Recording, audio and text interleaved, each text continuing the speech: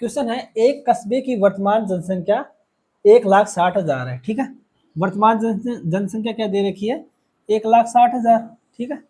वर्तमान जनसंख्या, वर्तमान जनसंख्या दे रखी है 1,60,000, ठीक है। 1,60,000, ठीक है। जो प्रतिवर्ष 15% की दर से बढ़ रही है, ठीक है। हर साल क्या बढ़ रही है? 15, जो प्रतिवर्ष 25% की दर से बढ़ रही है, ठीक है। 15 नहीं 25 है, ठीक है। जो प्रतिवर्ष किससे 25% की दर से बढ़ रही है। 25% मतलब 100 पर 25 बढ़ रही है, इसे लिख सकते हैं। 100 पर 25 मतलब 100 प्लस 25, 125/100 हो रही है, ठीक है। 100 है वह है 100 प्लस 25 यानी कि 125/100 हो रही है, ठीक है। इसे काटेंगे तो 25 पंजी 125, 25 चौक 100 होते हैं कि क्या हो रही है? 5/4 की दर से बढ़ रही है, ठीक है। हर प्रतिवर्ष, ठीक है। हर साल 4 की 5 हो रही है, मतलब 5/4 की दर से बढ़ रही है, ठीक है। ये पहले भी 5/4 की दर से बढ़ती हुई आ रही होगी, ठीक है। 3 वर्ष पूर्व जनसंख्या तथा 2 वर्ष पूर्व जनसंख्या का अंतर ज्ञात कीजिए, ठीक है। ये बोल रहा है कि 3 वर्ष पूर्व, अपन मान लेते हैं पूर्व 3 वर्ष पूर्व जनसंख्या क्या थी? जनसंख्या थी जनसंख्या थी एक्स थी, ठीक है। 3 वर्ष पूर्व अगर जनसंख्या एक्स थी तो हर साल किस दर से बढ़ रही है? 5/4 की दर से, यानी 25% बढ़ रही है, मतलब 5/4 की दर से बढ़ रही है। 3 साल पहले अगर 5/4 थी तो हर साल पहले साल क्या बढ़ेगी? फिर से 5/4 बढ़ेगी, ठीक है।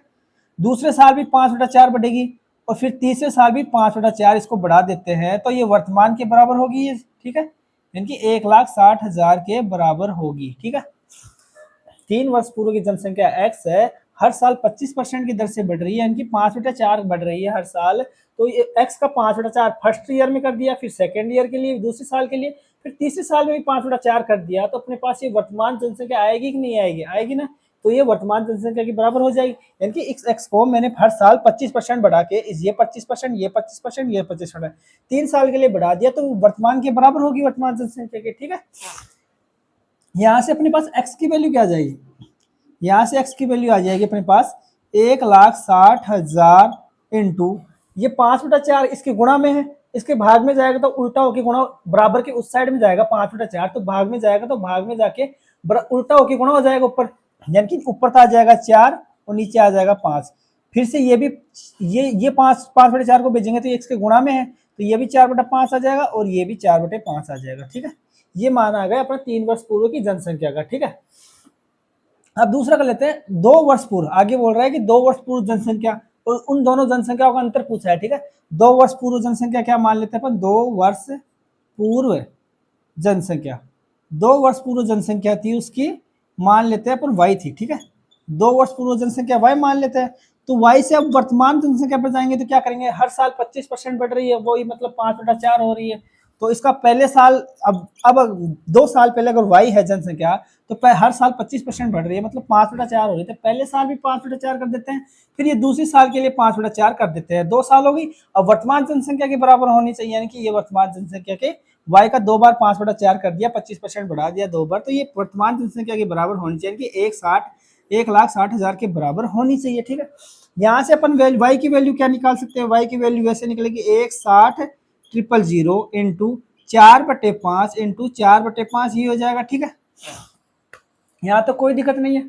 अब एक बार बताओ, हर साल 25% बढ़ रही है, ठीक है, तो इसमें एक्स बड़ा होगा या वाई बड़ा होगा? देखो, हर साल 25% बढ़ रही है, मतलब हर साल घट भी रही है इस हिसाब से, यानी कि हर साल 25% बढ़ रही है, इससे अगले साल 25% अधिक होगी, यानी कि हर साल अपन पीछे जाएंगे, जैसे जैसे कम होती जाएगी।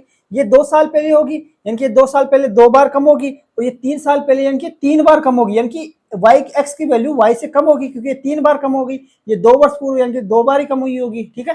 हर साल 25% बढ़ भी रही है, तो उसी हिसाब से पीछे जाएंगे तो अपन घटे हुए भी तो मिलेगी, कुछ परसेंट घटी हुई भी तो मिलेगी। जैसे हर साल, इस साल से अगले साल 25% बढ़ रहा है, 100 का 125 हो रहा है, तो पिछले साल आएंगे वापस उल्टा चलेंगे, तो उल्टा चलेंगे तो अपने पास वैल्यू कमी आएगी। ये तो 2 साल के लिए उल्टा चला है, मतलब ये वैल्यू ज्यादा आएगी, और इससे भी पीछे जाएंगे तो और वैल्यू कम आएगी। 3 वर्ष के लिए एक्स की वैल्यू कम आएगी, यानी 2 साल के लिए गए पीछे तो 2 बार कम हुई, और 3 साल के लिए 3 बार कम हुई, यानी 3 साल के लिए 3 बार कम हुई, मतलब ये एक्स की वैल्यू कम है वाई से, एक्स की वैल्यू कम है वाई से, ठीक है। और अपने को वाई अंतर ज्ञात करना, 2 साल पूर्व जनसंख्या और 3 साल पूर्व जनसंख्या। 2 साल पूर्व जनसंख्या का था वाई जो कि ज्यादा है, और 3 साल पूर्व जनसंख्या है x जो कि कम है, यानी कि y माइनस एक्स कर लेते हैं अपन, y माइनस एक्स कर लेते हैं, y माइनस एक्स की वैल्यू निकाल लेते हैं। ठीक है,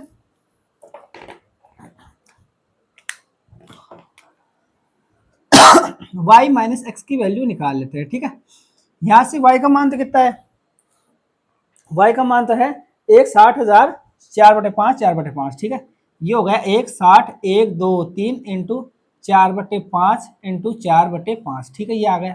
ठीक है, अब किस में से घटाना है इसको, y x में से घटाना है, तो x की वैल्यू लग देते हैं आगे, जो ये माइनस 1,60,000 1,60,000 है ना, 1,60,000 इंटू 4/5 इंटू 4/5 इंटू 4/5, ये है y की वैल्यू। ठीक है, अब इन y की वैल्यू रख दी और x की वैल्यू रख दी। अच्छा, ये x की वैल्यू है ना और ये y की वैल्यू है, 1,60,000 4/5 4/5, ये तो y की वैल्यू है जो कि बड़ी है, और x की वैल्यू ये आ गई 1,60,000 4/5 4/5 4/5 कर दिया अपन ने। ठीक है, अब इसमें देखो, इसमें 1,60,000 और 4/5 4/5, इसमें भी 1,60,000 4/5 4/5, ये कॉमन आ जाएगा।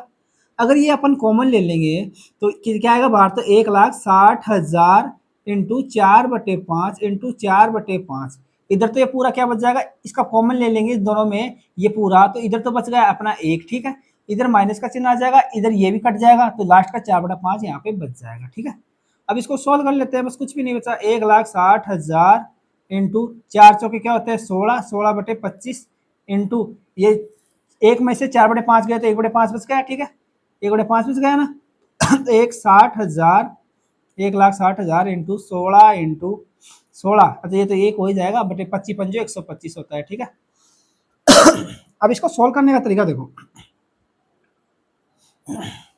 सोल्व करने का तरीका देख लेते हैं। देखो ये क्या है, इसको अपन क्या लिख सकते हैं, 16 इंटू, ठीक है, 16 इंटू 10 इंटू, ठीक है, ये 3 बिंदु हो रहा है, इसे 1000 लिख लेते हैं। ठीक है, इंटू 16/125 ले लेते हैं, 125 का भाग इसमें कितनी बार चला जाएगा, 8 बार चला जाएगा। ठीक है, 125 का भाग इसमें 8 बार चला गया। ठीक है, तो ये हो गया 16 इंटू ये 16 ले लेते हैं इंटू 8, अगर 8 ले लेते हैं। ठीक है, अब एक बार बताओ, अगर मैं ऐसे करूं, इसमें 2 का गुणा कर दूं, नीचे भी 2 का गुणा कर दूं, तो ऊपर तो क्या आ जाएगा, ये तो क्या आ जाएगा 8 दूनी 16, यानी कि ये तो क्या आ जाएगा 16 16 और ये 8 दूनी 16, इसका मान भी 16 आ जाएगा, मतलब ये तो ऊपर आ गया 16 का क्यूब।